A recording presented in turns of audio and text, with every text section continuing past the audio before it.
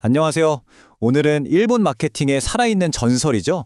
칸다 마사노리가 예측하는 미래에 대해 깊이 파고들어 보려고 합니다.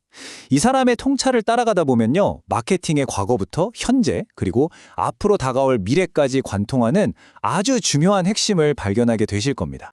AI와 마케팅을 쓰지 않는 회사는 없어진다. 굉장히 도발적이죠? 오늘 우리가 함께 풀어볼 핵심 수수께끼가 바로 이 문장입니다. 대체 왜 이렇게까지 단정적으로 이야기하는 걸까요? 그 이유를 지금부터 하나씩 파헤쳐 보겠습니다. 자, 그럼 이 대담한 예측을 한 사람이 도대체 누구인지부터 알아봐야겠죠? 시간을 좀 거슬러 올라가서 이 모든 것의 시작점을 한번 들여다보겠습니다. 그러니까 칸다라는 사람이 나타나기 전에는요. 일본에서 마케팅이란 건 그냥 책상에 앉아서 하는 학문에 가까웠어요. 현실 비즈니스와는 좀 거리가 있었죠.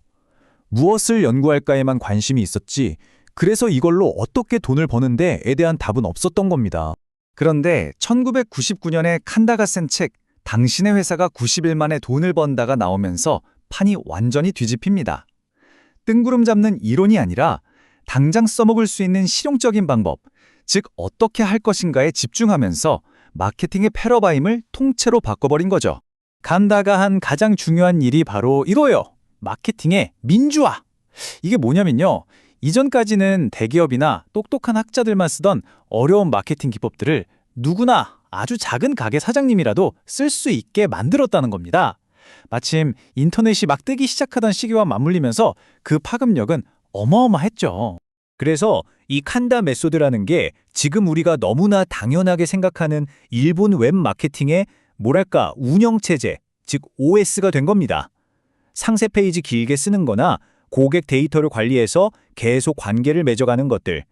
사실 그 뿌리를 거슬러 올라가면 다 여기에 닿아 있다는 거죠. 자, 그럼 과거는 이랬고요. 이제 현대로 넘어와 보겠습니다. 우리의 가장 큰 도전이죠. 바로 이 스마트폰 시대에 칸다의 원칙들이 어떻게 진화하고 적용되는지 한번 보시죠. 스마트폰 시대의 문제는 아주 명확합니다. 고객들은 시간이 없어요. 여러분도 마찬가지잖아요.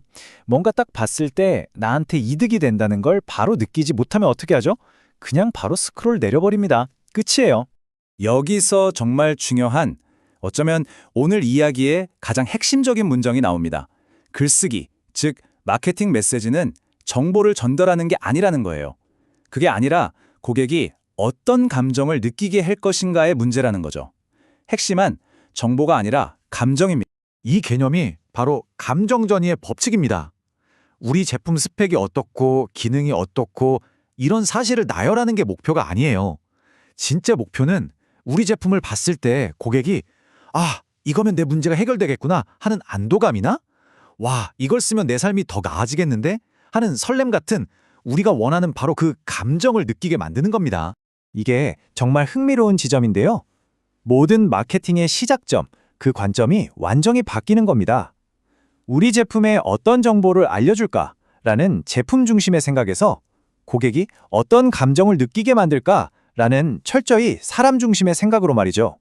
근데 여기서 되게 역설적인 이야기가 나와요. 고객들은 시간이 없어서 짧은 걸 좋아할 것 같잖아요.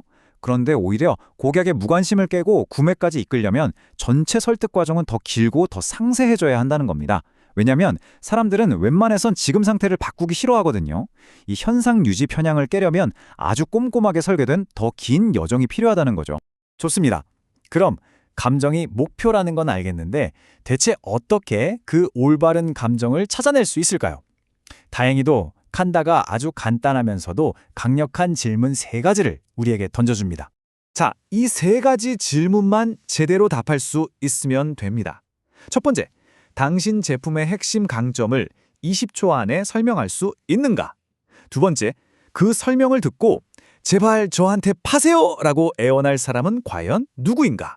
그리고 세 번째, 이게 진짜 중요한데요. 이미 우리 제품을 쓰고 있는 고객들은 수많은 경쟁사들 중에서 왜 하필 우리를 선택했는가? 이 질문들 속에 답이 다 있습니다. 이게 무슨 복잡한 경영 이론 같은 게 아니에요. 아주 본질적인 질문인 거죠. 결국 시장에서 내 진짜 가치가 뭔지, 고객들이 실제로 왜 나를 선택하는지를 이해하는 가장 빠르고 정확한 길입니다. 자, 이렇게 고객의 감정과 진짜 가치에 대한 기본기를 다졌다면 이제 드디어 미래를 볼 시간입니다. 칸다는 여기서 절대 협상 불가능한 거대한 변화의 힘을 지목하는데요. 바로 AI입니다. 앞으로 마케팅에서 AI가 해야 할 가장 중요한 역할, 딱 하나만 꼽으라면 바로 이겁니다. 초개인화. 수많은 고객 데이터를 분석해서 마치 그 사람 한 명만을 위해 만든 것 같은 메시지를 인간은 도저히 불가능한 규모로 착착 전달하는 것. 이게 AI의 핵심 역할이 될 겁니다. 칸다가 보는 미래의 수수는 아주 명확합니다. 처음에는 마케팅 활동을 자동화하는 것에서 시작하겠죠. 하지만 결국에는요, 마케팅을 넘어서 비즈니스 운영의 핵심적인 부분들까지 전부 자동화하는 단계로 나아갈 수밖에 없다는 겁니다. 자, 이제 우리가 맨 처음에 봤던 그 문장으로 다시 돌아왔습니다. 이제는 이 문장이 완전히 다르게 들리시죠? AI를 도입하지 않는다는 건 그냥 좋은 기회 하나 놓치는 수준의 문제가 아니라는 겁니다.